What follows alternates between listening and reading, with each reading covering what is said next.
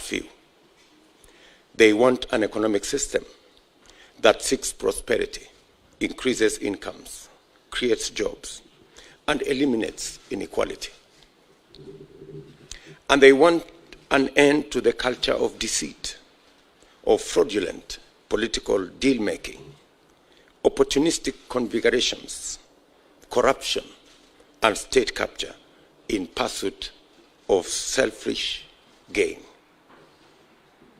On the ballot is the decision to revive Kenya's economy, complete its democratic transition, and most importantly, the affirmation by the people of Kenya that for the first time since independence, the focus and policies of government will be people-centered and people-driven through the bottom-up economic model.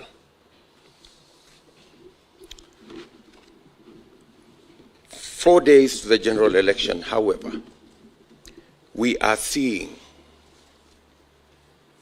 choreographed incidences after our competitors have realized that what they thought this election would be has completely changed and become something else. Our competitors have realized that they have lost this election. And as a result, in panic, they have sponsored all manner of opinion polls. I think there have been maybe 10 opinion polls in the last 2 weeks saying more or less the same thing, meaning they don't even believe in their own lies. That's why they have to repeat them so many times. We don't mind that. They can deceive themselves as much as they want. But we are concerned about a couple of things that are going on in Kenya. We are concerned, and that is why we are here today. We are concerned about meetings that are being organized in dark places to orchestrate disharmony, to orchestrate conflict, and to plan what is not good for Kenya. Recently, the president met people in Nakuru, and the outcome of that meeting is not good for our country. Apart from threats to members of my team who are leaders, what is emerging from those meetings is eventually the leaflets you see. Sometime this week, leaflets were distributed, pamphlets warning communities. The same old stuff that has taken Kenya through a lot of pain. These leaflets are not innocent. There are people known by the state behind these leaflets. And the intention of these leaflets and pamphlets are to cause panic in the population and to create a situation that will foment citizens fearing to go and vote.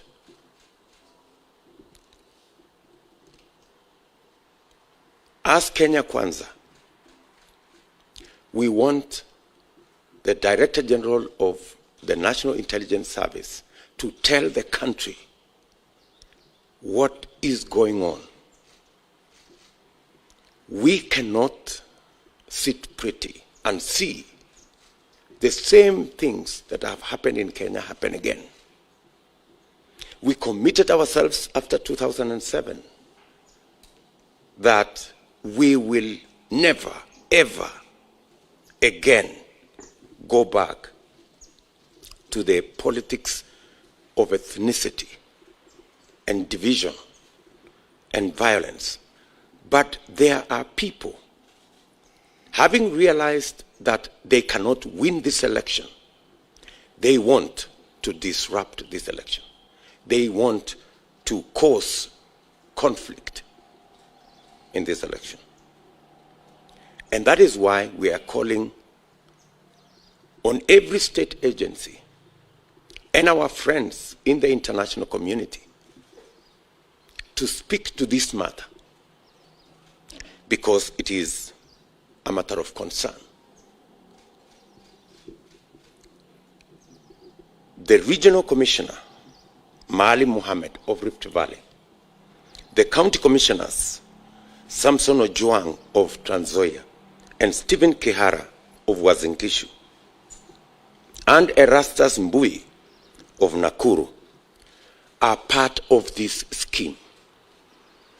They are the people holding night meetings to orchestrate and to plan conflict among us Kenyans. And unfortunately, the President of Kenya is aware. We are asking His Excellency the President, in his constitutional duty as the President of Kenya, to ensure that the country is safe and to stop these people from planning the evil that they are planning. The President knows them very well. And the President must stop these people from causing conflict among us Kenyans. The same way the President stopped Mr. Kinoti about a year ago when he was planning the same schemes with the post-election violence victims. The President is very well aware what Mr. Kinoti was planning then. He is very well aware what these people are planning now. Let me also say that this plan is being propagated by certain media houses, Kameme and Inoro FM, and more specifically, Njenga Mungai and Joseph Kuna. They are running narratives around violence and around conflict. These people should be made to answer for what they are doing. The law is very clear on incitement. To make matters worse,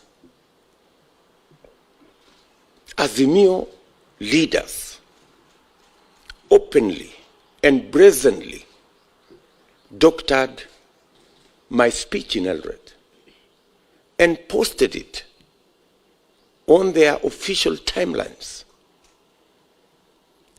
inciting the people in Rift Valley and in Kenya to violence.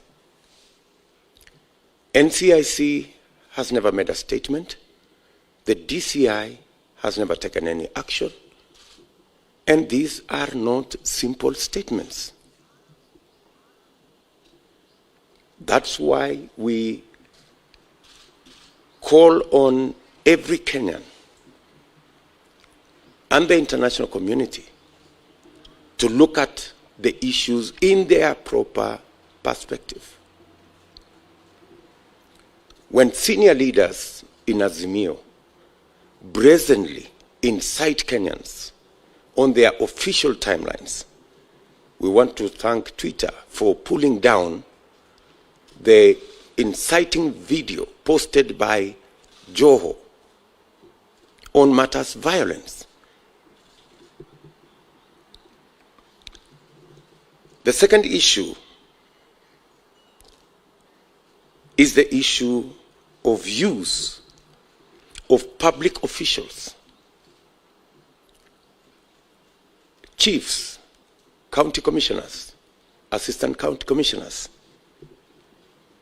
are being forced with threats and blackmail of loss of their jobs if they don't become Azimio operatives. There is nowhere in the Constitution and in the Code of Regulations of Public Service that public servants are required to carry out political activities for any political party. It is our position, indeed it is the position of the Constitution, that public servants serve Kenyans equally, irrespective of their political persuasion or leanings, irrespective of the communities they come from, the religions they profess, or the color of their skin. We want to ask His Excellency the President to instruct the people who are using public officials, actually forcing public officials, including chiefs and their assistants, to carry out illegal activities, recruiting people, buying identity cards from citizens, an activity that is now all over the country. I heard Fred Matiang'i and Karanja Kibicho say that they are meeting chiefs because they work with chiefs and chiefs are their colleagues. These two gentlemen must know there is a shortage of fools in Kenya. Whatever they are telling these chiefs, the chiefs are telling everybody else. They are not meeting the chiefs to discuss security of the country. They are not meeting the chiefs to discuss matters that are in the line of duty of our chiefs. The chiefs are complaining. The assistant chiefs are complaining that they are being forced to manipulate the election, to undermine the election, to sabotage the election through bribery, through intimidation, through orchestrating situations that can cause conflict. We are asking His Excellency the President to call out these public officials and ask them to stop what they are doing. It is against the Public Service Code of Regulations. It is against the law. It's against the Constitution. Public officials are supposed to serve Kenyans in their responsibility and in their course of duty fairly, irrespective of which Kenyan belongs to which side of the political divide. I heard some of them even say that what they are doing today is what they did in 2017. I want to tell them two things.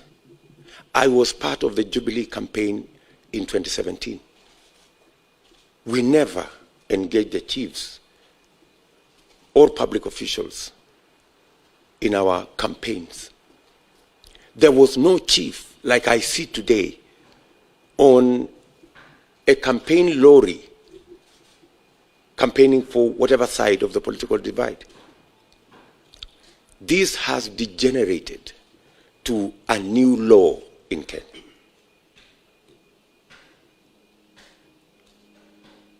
And secondly, two wrongs never add up to a right. Assuming even what they are saying is true. It is wrong. Whether it was done before or whether it was not done before, it is still wrong. So I want to ask public servants, all public servants in Kenya, to refuse the blackmail and the intimidation that they are being subjected to try and help the failing Azimio campaign. chiefs, their assistants, members of the public service should know that their jobs are protected by the Constitution. And even if anybody takes action against them for refusing to participate in illegal activity, they can rest assured that their jobs will be safe because their jobs are secured by the Constitution. Any illegal action taken against any public official for refusing to participate in illegal campaigns will be null and void. And we want to assure all public servants that the Constitution will protect them and we will protect them to do the right thing. The current recruitment by chiefs of people around polling stations so that they can facilitate the bribery and the undermining and the sabotage of the Constitution must stop. Because Kenyans are looking forward to a free, fair, and democratic election. We want to ask in this meeting all public servants to observe their code of ethics and to stick to their appointment letters, to know that they are the servants of the people of Kenya and to serve all Kenyans equally.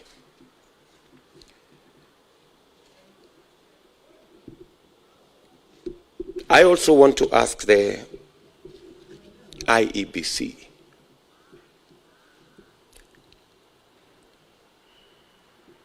to deal with their mandate in accordance with the provisions of the Constitution. We do not want any favors from IEBC. We want IEBC to do the right thing. We want IEBC to run a transparent, free and fair election.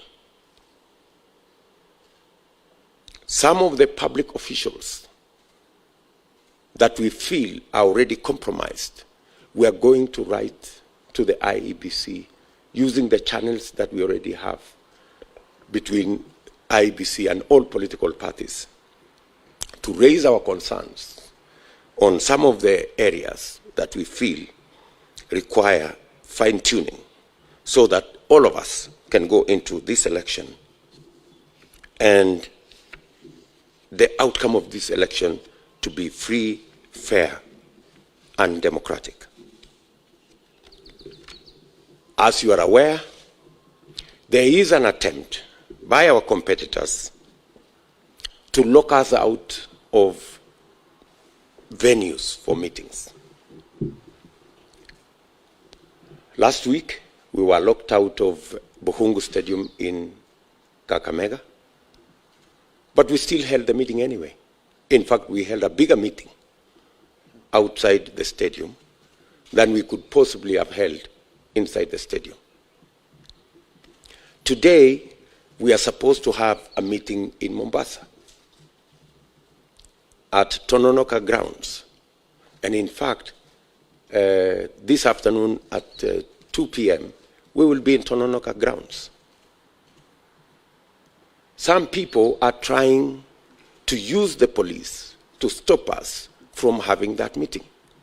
This is our final rally in Mombasa. It's a very important rally. And the kind of excuses they are giving us is that the president is in Mombasa. I mean, how ridiculous can that be? I mean, so if the president is in Mombasa, we cannot have a meeting in Tononoka? I mean, surely. So, I mean, these kind of excuses are really ridiculous. Our competitors must understand that it is too late for them to do anything about this election. It is too late, simply too late. It doesn't matter how many opinion polls they do. They can do it every hour if they wish.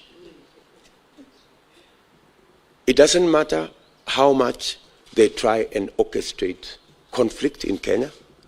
We are very confident the people of Kenya have said no to violence. They have said no to conflict. And we trust the people of Kenya to keep the faith and get to the 9th and determine the future of our country. It doesn't matter how many places they lock us out of. As you are aware, we have paid for Nyayo Stadium on Saturday. We have a contract already signed between us and Nyayo Stadium. They tried to manipulate that contract. The court has said we should have the meeting in Nyayo Stadium. We are preparing to have the meeting in Nyayo Stadium. And if they lock us out of Nyayo Stadium, we will still have a meeting at Nyayo Stadium. The same way we had a meeting in Buhungu Stadium, on the road, wherever. But we're going to have the meeting anyway, because the die is cast. The people of Kenya have made a choice. And the panic we see in Azimio will not help them. All we are asking His Excellency the President, with tremendous respect, is not to allow the country to face unnecessary conflict because the Azimio project has collapsed. It has collapsed, and there is nothing he can do about it. So, we are asking the country to be calm. Despite the games, despite the orchestrated situations around the country, we want to ask Kenyans to be calm. We want to ask Kenya that 9th is just 4 days away. Nobody should be incited against their brother.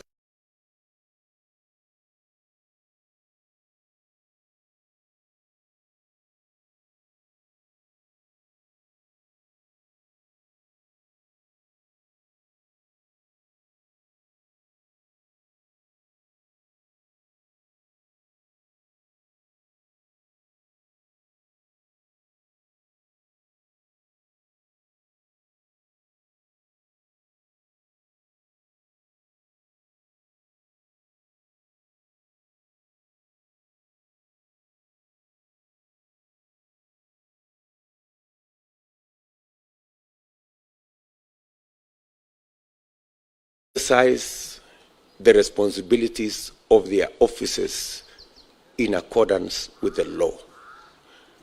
Kenyans do not want to see what happened during the presidential debate,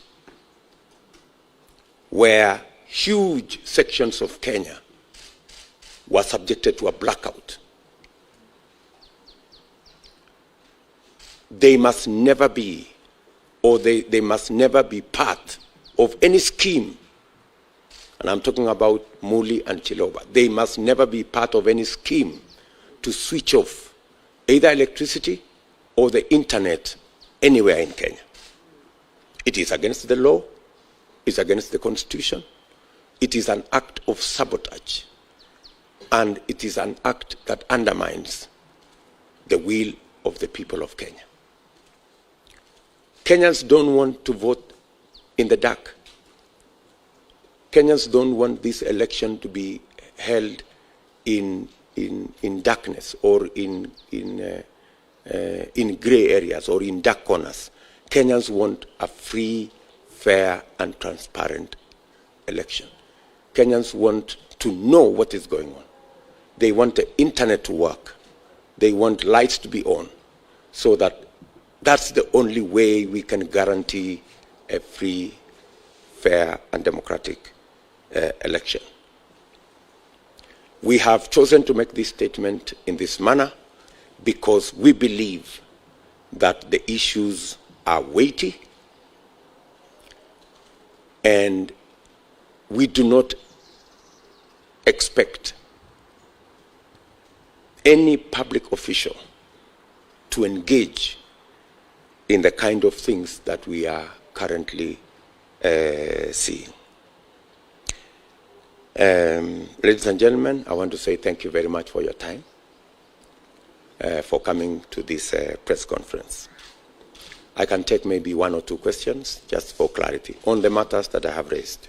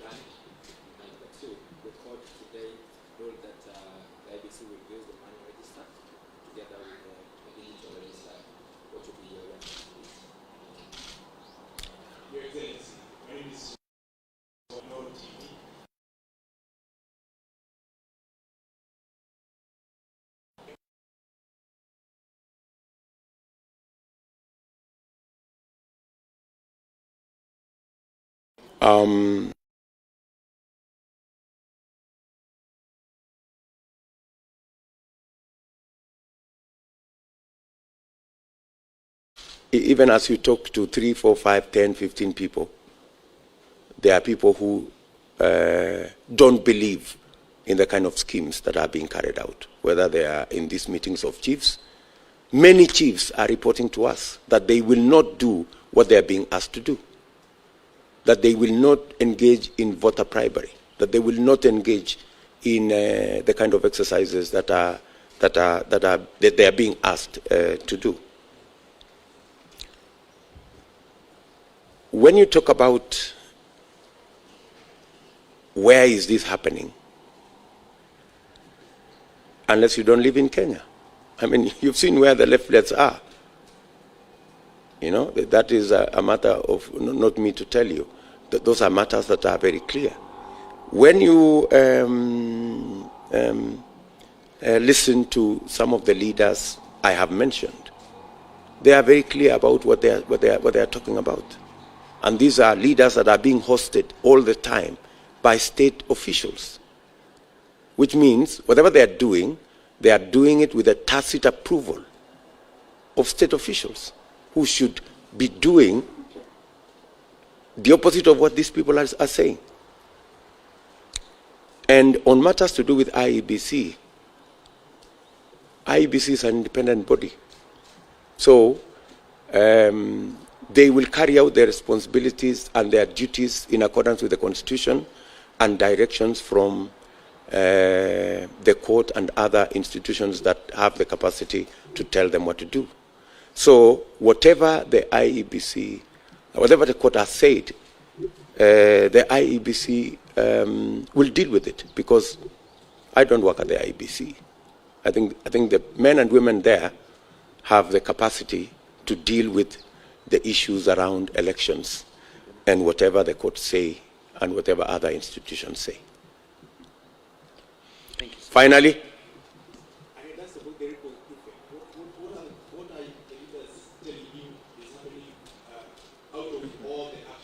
let us not speculate on any matter. I think I was raising these issues so that I bring the attention of the country and the international community, so that we can all be vigilant and make sure that nothing untoward happens in Kenya.